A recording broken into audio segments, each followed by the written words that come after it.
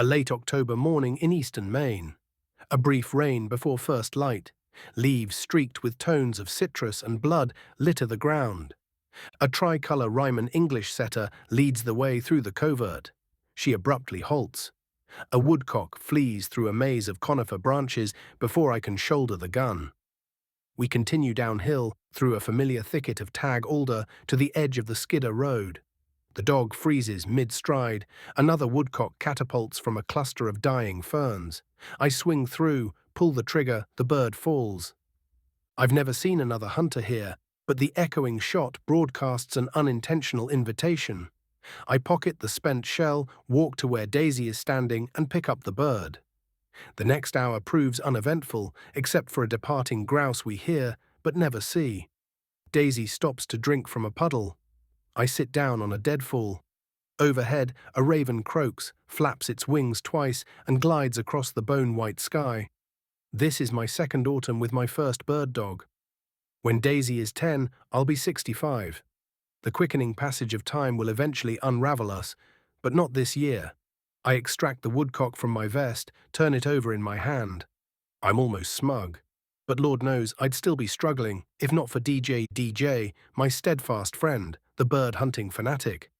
He and his wife winter in West Virginia, then return each May to their camp near Grand Lake Stream. When fishing season ends, DJ rotates 4 Ryman setters through the 4 months he hunts grouse and woodcock. Global warming will not concern him as long as the hunting seasons in Maine, New Hampshire, and West Virginia are properly adjusted for later woodcock flights. 2 years ago, DJ encouraged me to buy Daisy. A new roof was being put on the house when I brought her home. It was a blessing. She slept right through the nail gun and then advanced from blank pistol to shotgun without a twitch of gun shyness. Daisy was 6 months old when October arrived. First morning out, she bumped some birds. Then she started pointing. I managed to bumble every opportunity Daisy presented us. Woodcock flushed before I caught up with her or departed unscathed while I was mired in dense cover. DJ called mid-week to check on our progress. He already had 5 woodcock and a grouse in his refrigerator. When I told him I hadn't shot a bird yet, he insisted on hunting with us the next morning. He wanted to see why. DJ pulled into the yard just before 8. A partridge launched from the apple tree behind Daisy's kennel as he got out of his truck. Daisy was straining against the lead. DJ implored me to let her go. She stalked the bird's departure point in freeze-frame poses. When I complained that the bird was gone, DJ realized how much I had to learn. Partridge don't hold for a dog, Jack, he explained. Not like woodcock. They'd rather run than fly.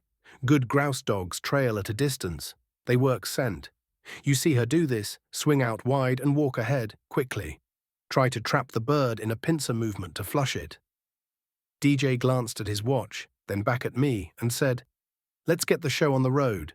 He walked to the back of his truck, opened the gate and gestured toward an empty dog crate. "You can put Daisy in here. Where are we hunting?" "Just a mile up the road," I told him, "where we moved some woodcock yesterday." "So?" I inquired after I latched the crate and put my gun on the back seat. "Daisy locking up on a bird she can't see." "That's good?" "Yes," replied DJ, politely incredulous. "That's very good. Geez, man, Daisy's only what, 6, 7 months old? That's a great dog you have there, Jack. Probably the best one you'll ever have." "Maybe," he added as he started the truck, "the only one you'll ever have." My hunting lesson started 10 minutes after I released Daisy into the covert. "What are you doing over here talking to me?" DJ asks. "Your dog's over there." A woodcock had just taken flight in front of Daisy, who was on point. "You have to stay with her, Jack. As long as she's working within bell range, it's your job to keep up." On her next point, I hurried a close shot. My excuse for missing was not accepted. "Shooting slump," says DJ. "No way, man. You're still trailing too far behind your dog, and you're not setting up properly.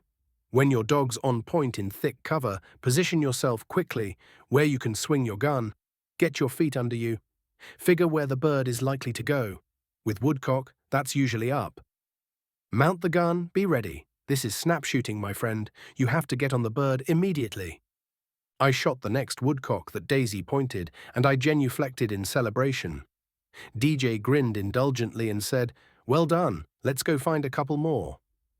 Later that morning, after I had tucked a third woodcock into my vest, DJ shook my hand and said, "Congratulations, young man. That's a limit." Then he crouched to give Daisy a scratch behind the ears. "Good girl," he told her. "Good dog. You know, Daisy," he added, grinning as he nodded up toward her owner, "I think there's hope for him yet." That first season still had its pitfalls. Bad habits die hard. But DJ's instructions gradually sank in. More often than not, I stood ready when I shot over Daisy's points. When I missed, it was just a flat-footed miss, not some aggravating puzzle I couldn't solve. The following year, Daisy was fully grown. She had intense passion for the game, and I hunted with growing confidence. Autumn number 2 was a joy that went by too quickly. The September afternoon is hot, humid and still. DJ and I are sitting at a table on his dock, having a beer with the guy who owns the camp next door. The chrome surface of Big Lake is unruffled, except for the occasional dip of a dragonfly. My third hunting season with Daisy is just weeks away. I'm predictably lacking in muscle tone. DJ, on the other hand, is a no-nonsense pragmatist, a young 56. He runs 4 miles every summer morning with ankle weights to prepare for bird hunting. DJ has no ironic bent. He wasn't amused, just perplexed, when his neighbor expressed a longing to hunt while lamenting the aging legs that prevented it. "Why?" DJ wondered out loud, politely, after the sorry bastard has left. Would someone sit on their tail all summer, then complain about being out of shape? You know what kills grouse in West Virginia, Jack? DJ has asked me this before. He's referring to the steep Appalachian hills he hunts when he leaves Maine. "Legs, Jack," he continues. "Legs. Anyone can shoot with a little practice. But we get past 50, we can't just mail it in anymore." I nod in agreement and again consider the neglected exercise bicycle in my cellar. DJ will never reconcile my love of bird hunting with my lack of discipline. He winces at the cholesterol content of my sandwiches and questions my fondness for cigars. But he's a gentleman. He won't hunt half speed when I'm falling behind, but he will suggest we take a short break. Most importantly, when it comes to bird hunting, he will always tell me exactly what I'm doing wrong. October arrives under unsettled skies. DJ calls mid-week, just before noon. He's plucking birds as he talks. "Did you get out this morning?" he asks. "No." "Why not?" "They predicted rain." "Did it rain?" "No." DJ feels sorry for me now. "Jack," he advises, "forget the damned forecasts. The season is too short, so you get a little wet. You're not going to turn into a water lily, are you?